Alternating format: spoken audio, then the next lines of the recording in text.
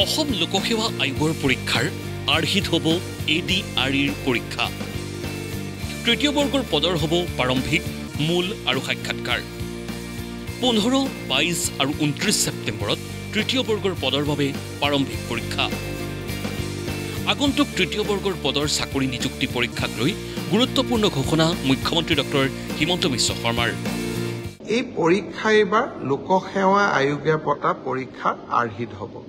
প্ৰথমতে প্ৰিলিমিনাৰী পৰীক্ষা হ'ব, তাৰ পিছত মেইনছ হ'ব আৰু মেইনছৰ পিছত আমি ভাইভা প্ৰক্ৰিয়াৰ মাজেৰে আমি সমগ্ৰ ইণ্টাৰভিউ প্ৰক্ৰিয়াটো সমাপ্ত কৰিম।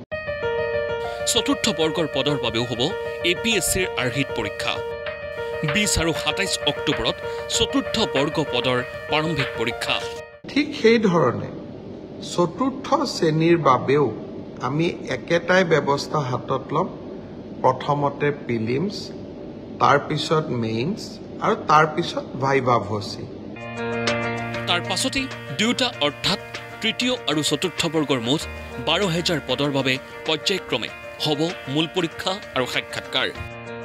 ইপিনে অসম আৰক্ষীৰ কনিষ্টবলৰ পৰীক্ষা সন্দৰ্ভতো গুৰুত্বপূৰ্ণ ঘোষণা মুখ্যমন্ত্ৰীৰ। 3 অক্টোবৰত কনিষ্টবলৰ শাৰীৰিক পৰীক্ষা। মোৰ লক্ষ্য হৈছে যে ফিজিকেল টেষ্ট, ৰিটেন আৰু ভাইভা তিনিওটা প্ৰক্ৰিয়া সম্পূৰ্ণ কৰি এই বিত্তীয় বৰ্ষতে আমি যাতে এই 6,434টা পদ ভৰ্তি কৰিব পাৰোঁ।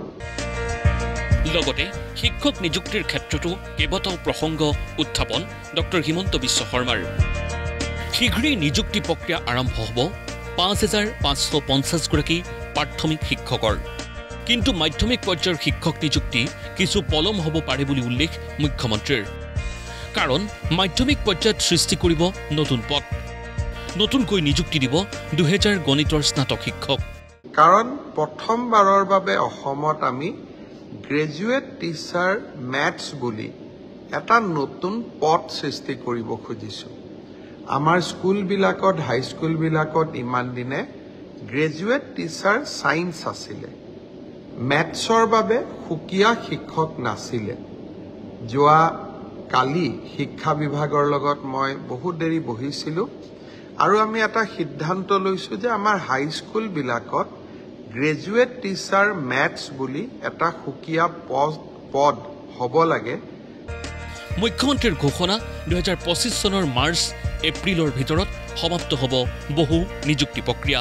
অৰ্থাৎ প্ৰায় 35,000 নিযুক্তি আমি মাৰ্চ মাহ বা এপ্ৰিল, বিশেষকৈ বহাগ বিহুৰ আগতে আমি শেষ কৰিব খুজিছোঁ। মুখ্যমন্ত্ৰীৰ মতে নিকা আৰু স্বচ্ছতাৰে সম্পন্ন হ'ব এই নিযুক্তি। লগতে ADREৰ নতুন আৰ্হিয়ে মেধাক প্ৰাধান্য দিব বুলি আশাবাদী doctor Himanta Biswa Sarma. Bureau' report, প্ৰতিদিন টাইম।